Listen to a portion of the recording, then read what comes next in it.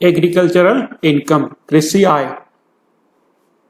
कृषि आय की परिभाषा अत्यंत महत्वपूर्ण है क्योंकि भारत में स्थित कृषि भूमि से आय पर इस अधिनियम की धारा 10(1) के अंतर्गत केंद्रीय आयकर से मुक्त है और इसे करदाता की कुल आय में सम्मिलित नहीं किया जाता है। तो कहने का मतलब यह है कि कृषि आय कर मुक्त है और इसे अपनी टोटल इनकम के अंदर इंक्लूड नहीं किया जाएगा। विदेश में स्थित कृषि भूमि से होने वाली आय भी केवल भारत में साधारण निवासी ऑर्डिनरी रेजिडेंट ऑफ इंडिया करदाता के लिए ही इस अधिनियम के अंतर्गत कर योग्य होती है।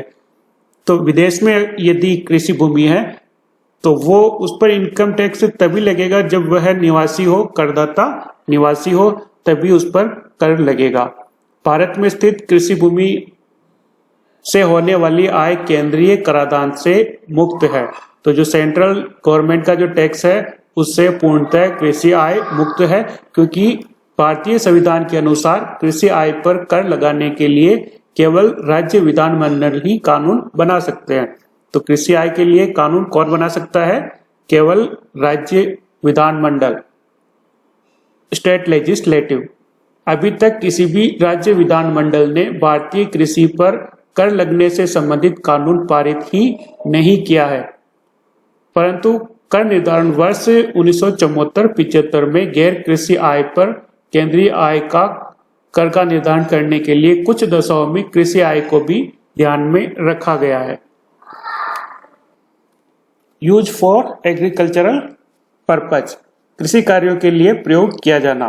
कृषि करने के लिए कृषक को भूमि को तैयार करने से लेकर फसल को कटवाकर बेचने तक अनेक क्रियाएं करनी पड़ती है।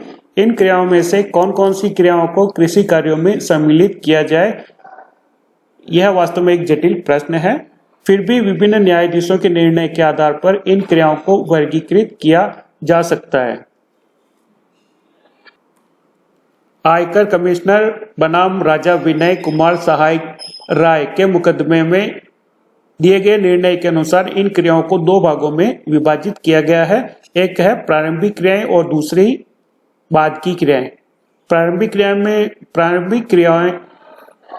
क्रियाएं उन क्रियाओं को कहा जाता है जो कृषक पौधा निकालने से पहले करता है, जैसे कि भूमि को जोतना, भूमि में पानी देना, बीज बोना आदि। बाद की क्रियाओं में वे क्रियाएं शामिल की गई है जो भूमि से पौधा निकलने के बाद की जाती है, जैसे निराई गुड़ाई करना, सिंचाई करना और पौधों की कीड़ा से और जानवरों से रक्षा करना। इसमें प्रारंभिक क्रियाओं को ही कृषि कार्यों में सम्मिलित किया गया है। संक्षेप में हम यह कह सकते हैं कि यदि भूमि को जोता गया है, पानी दे दिया गया है और बीज बोया गया है, तो यह मान लिया जाएगा कि भूमि का प्रयोग कृषि कार्यों के लिए किया गया है।